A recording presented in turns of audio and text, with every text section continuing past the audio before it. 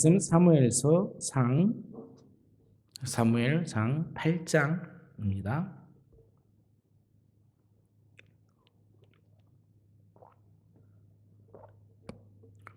오절의 말씀, 사무엘상 8장 5절의 말씀 한 절만 봉독하고 1절부터 다시 보겠습니다. 그에게 이르되 보소서, 당신은 늙고 당신의 아들은 당신들의 행위에 따르지 아니하니 모든 나라와 같이 우리에게 왕을 세워 우리를 다스리게 하소서 한지라. 아멘. 오늘 사무엘상 8장 말씀은요, 조금 해석 없이 그냥 한 장을 편안하게 읽어도 무슨 말씀이 하고 싶은지 너무나 잘 드러나는 그런 내용들로 되어져 있습니다. 그리고 또 너무나 많은 설교를 통해서 우리가 이미 잘 알고 있는 말씀입니다.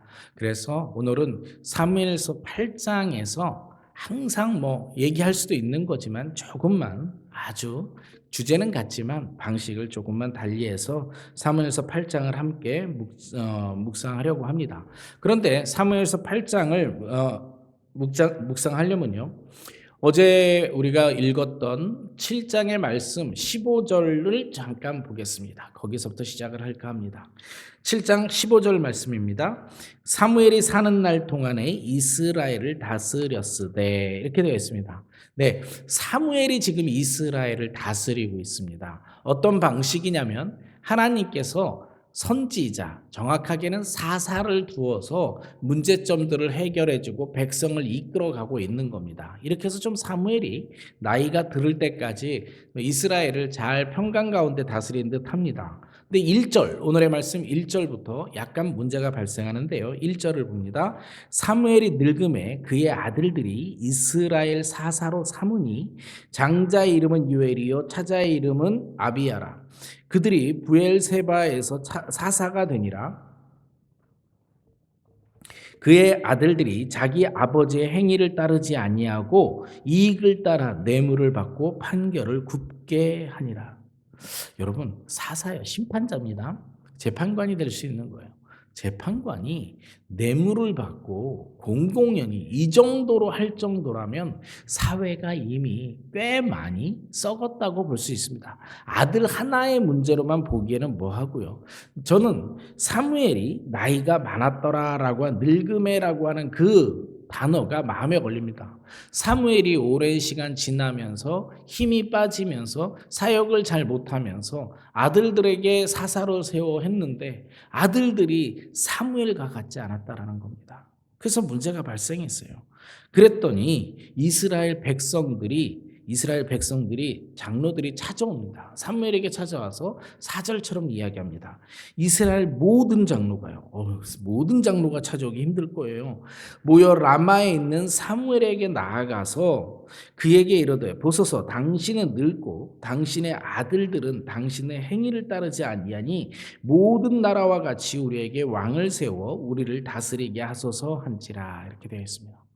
이거요, 우리가 그동안 너무 많은 설교를 들었고 이 말씀 뒤에도 써 있습니다. 다른 나라들이 왕을 세워가면서 다른 나라들이 이렇게 강성해지고 있는 시간입니다. 이 시간대가, 그 배경이 다른 나라들이 족장 시대에서 점점 왕을 세워가면서 커가는 거예요. 예전에는 왕이라는 이름도 그냥 동네 부족장 수준에서 왕이 점점점 이제 나라 수준으로 강대해 가는 거예요. 그걸 보니까 불안하는 거예요. 옆에 나라는 점점 체계를 갖춰가는데 우리나라는, 이스라엘은 그냥 사사가 다스리는데 잘 뭔가 안 되는 것 같아요. 그리고 사사의 아들들이 심판을, 뇌물을 받고 자기 마음대로 해요. 그러니까 이상해지는 거예요. 자, 두 가지가 생깁니다. 정치적으로 보면 내부 정치가 불안한 거예요. 이게 살림이 힘들 거예요. 사사들, 재판관이 돈을 받고 재판을 마음대로 하면 그 나라의 질서가 이미 깨진 거고, 그 질서가 깨졌다는 얘기는요, 그 백성의 삶이 살기 힘들다는 얘기예요. 두 번째요, 그냥 다른 나라라고 말했지만 요즘 표현을 하면 국제 정세요. 국제 정세가 우리나라만 지금 약해지는 거예요. 그러니까 너무 불안했을 거예요. 이거 안 되겠다. 이거 어떻게 해야겠다. 야, 우리 다 모여서 사무엘한테 찾아가자. 그리고 이런 건 어떨까요? 성경에 나와 있지 않고 이건 저의 해석입니다. 왜 모든 장로들이 다 찾아갔을까? 그만큼 나라가 힘들었다라는 표현일 수도 있는데요. 그만큼 나라가 썩었다라는 표현으로 보면 지금 장로들이 한 자리 차지하고 싶었을 수도 있을 겁니다. 잘 생각해 보세요, 여러분. 왕을 세우면 국가 체계를 갖추면 장관이 필요한 거예요. 그 자리를 차지해야겠다라고 하는 어떤 욕망들도 있었을 거라고 저는 생각합니다. 이때 사무엘의 반응이 재밌습니다. 6절에 보면요. 6절에 우리에게 왕을 주어 우리를 다스리게 하라 했을 때 사무엘이 그것을 기뻐하지 아니하여 여호와께 기도했습니다. 기뻐하지 아니했답니다. 7절입니다. 여호와께서 사무엘에게 이르시되 백성이 내게 한 말을 다 들으라. 이는 그들이 너를 버림이 아니요 나를 버려 자기의 왕이 되지 못하게 함이라. 내가 그들을 애굽에서 인도하여 낸 날부터 오늘까지 그들이 모든 행사로 나를 버리고 다른 신들을 섬김같이 내게도 그리하는도다. 예, 사무엘이요 안 좋아했어요. 기분 나빴을 것 같습니다. 왜냐하면 현재 자기가 자기의 통치권 아래서 이스라엘에 있는데 나한테 와서 이제 왕을 세워달라는 거예요. 기분도 안 좋았을 거예요. 그래도 사무엘은 하나님의 사람이니까 하나님께 기도했어요. 그런데 하나님이 이렇게 너를 버린 게 아니라 나를 버렸다. 그리고 사무엘한테 이스라엘 백성은 내가 이집트에서 구해낼 때부터 지금까지 그렇게 자꾸 다른 데 관심을 갖는다. 우상을 섬긴다. 이렇게 말씀하시는 거예요. 하나님도 별로 좋아하지 않으셨어요. 그러면서 9절처럼 말합니다. 9절처럼 이렇게 얘기해요. 그러므로 그들이 말을 듣되 해주란 얘기입니다. 너는 그들에게 엄히 경고하고 그들을 다스릴 왕의 제도를 가르치라.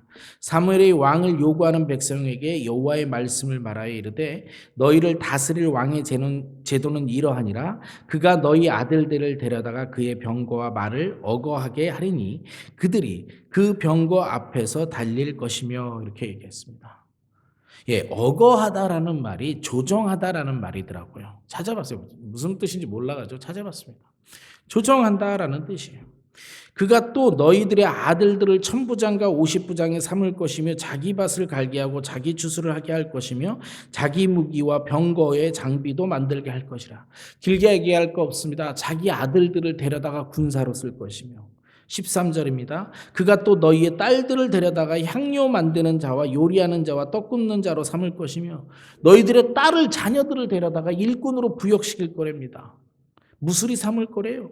그가 또 너희의 밭과 포도원과 감난에서 제일 좋은 것을 가져다가 자기의 신하들에게 줄 것이며 야 너희들 세금 낼 거야. 많이 낼 텐데 이렇게 얘기하는 거예요. 그가 또 너희의 곡식과 포도원 소산의 11조를 거두어 자기들의 관리와 신하들에게 줄 것이며 계속되는 말입니다.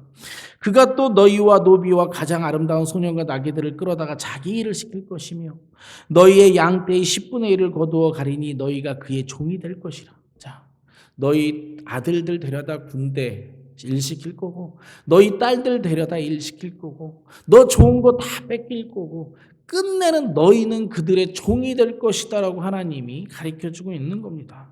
그런데도 그들은 18절처럼 얘기합니다.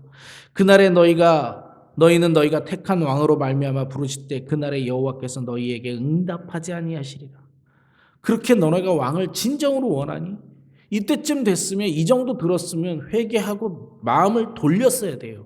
그런데 고집센 그분들은 계속해서 뭐라고 얘기하냐면 19절입니다. 백성이 사무엘의 말 듣기를 거절하여 이르되 아니로소이다. 우리도 우리의 왕이 있어야 하리니. 자, 우리도 우리의 왕이 있어야 하리니. 그렇게 해가지고 왕을 세웁니다. 그런데 여러분 그거 아십니까?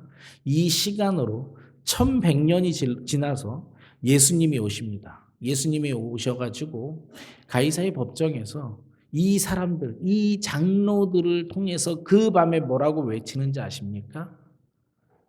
우리에게는 가이사 외에는 왕이 없다고 외칩니다. 우리에겐 왕이 없다. 지금 왕을 세워달라고 하고 1100년 후에 예수님이 왔을 때는 우리에게 왕이 없다라고 하는데 이건 말이 반대 방향이지만 똑같은 겁니다. 지금 이들이 하고 있는 진짜 죄는 무엇이냐면요. 하나님이 통치하고 있는 겁니다. 근데 이분의 통치를 밖에 안 받고 왕을 세워달라. 이게는 하나님을 거절하는 겁니다. 1100년 있다가 신약 시절에 예수님이 오셨어요. 예수님이 오셨는데 뭐라고 표현하냐? 우리에겐 가이사밖에 왕이 없다고 표현해요. 그건 뭐예요? 예수님의 통치를 거절하는 겁니다. 자, 정말 참 통치자이고 참 하나님이신 여호와 하나님께서 다스려 주겠다라고 하는, 통치하겠다라고 얘기하는데, 돌봐주겠다고 얘기하는데, 아니요, 됐어요.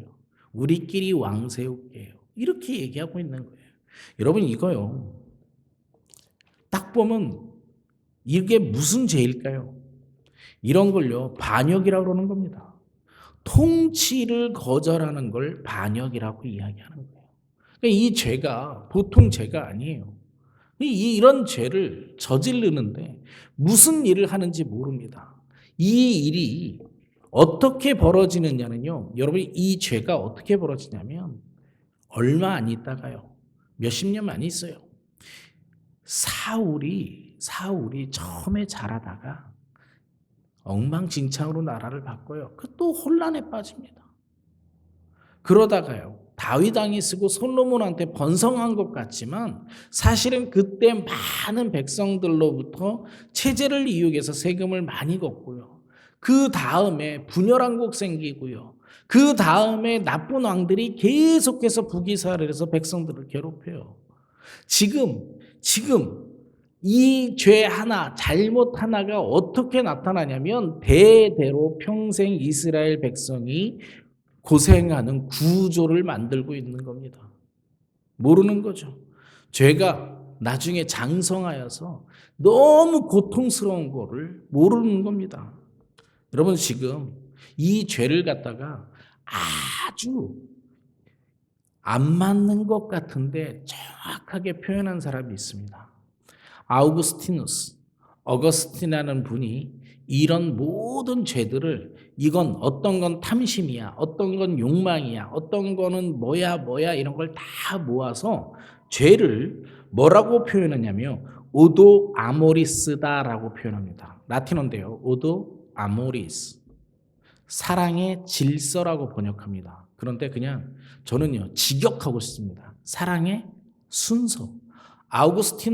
어거스틴이 이런 것들을, 죄의 모든 근간은 사랑의 순서가 틀렸다고 얘기합니다. 어떤 순서냐고요?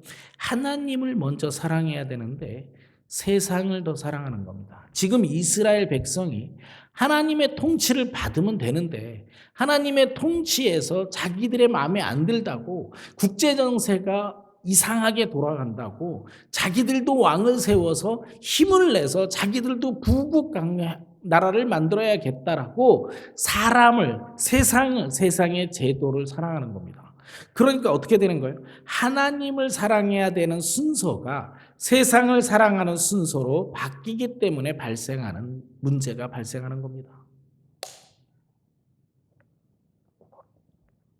오도 아모리스라고 이야기합니다. 오늘 아침 우리가 묵상하는 건 오도 아모리스, 사랑의 순서. 신학적으로 사랑의 질서라고 번역합니다. 사랑의 질서가 되었던, 사랑의 순서가 되었던 이 순서가 틀려버리면요, 많은 문제를 발생합니다.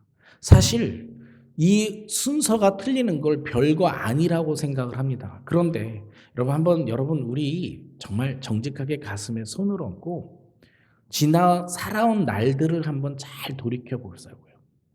정말 돌이켜 보면 내가 사랑의 순서, 하나님을 먼저 사랑해야 되는데 세상을 사랑한 것 때문에 지금 내가 무슨 고통을 받고 있는지 깨달아 보면요, 내가 정말 그때 잘못했구나라고 하는 생각을 갖게 될 겁니다. 저도 그래요. 여러분께 드리는 말씀이 아니라 살다 보니까 과거에 내가 전혀 죄라고 안 했던 거, 내가 세상의 기준에 맞춰서 이것이 옳다라고 했던 일들이 있습니다. 그런데 그 했던 일들이 시간이 지나고 보니까 나를 망가뜨렸다라는 걸 깨닫게 됐습니다. 그것 때문에, 내가 망가지는 것 때문에 내 가족이 고생한다라는 걸 깨닫게 돼요. 오도 아모리스, 세상에 살아가면서 가장 중심에 돼야 될 것, 세상에 살아가면서 제일 먼저 해야 될 것, 그것은 하나님을 사랑하는 겁니다. 우리 정말 내가 하나님을 사랑하는 것보다 무엇을 더 많이 사랑하나 한번 고민해 보시기 바랍니다. 제일 먼저요, 우리는 돈을 많이 사랑합니다. 모든 게 세상에 돈이에요. 그냥 돈 되는 일이면 그 일을 먼저 합니다. 돈 되는 일이면 하나님 섬기는 일보다 돈 되는 일 먼저 하죠. 다른 게 뭐가 있을까요? 사람이요. 사람을 사랑하는 거. 아니면 남녀 간의 사랑, 그걸 얘기하는 게 아니에요. 어떤 사람을 더 사랑하는 것들, 다른 말로 뒤집어서 사람을 더 먼저 두려워하는 것들이요. 하나님 사랑을 먼저 해야 되는데, 하나님을 두려워해야 되는데, 직장의 상사가 말하는 게 더 두려운 거예요. 예를 들어서 일요일 날 일해라 그러면 돈 때문에도 일해야지만 잘리는 게 두려워서, 사람이 두려워서 일요일 날 일하기도 합니다. 네, 우리는요, 하나님을 사랑하는 게 먼저가 아니라 사실은 사람을 가장 먼저 두려워합니다. 사실은 사람이 더 옆에서 나를 더 빨리 두렵게 만들기 때문에 그렇습니다.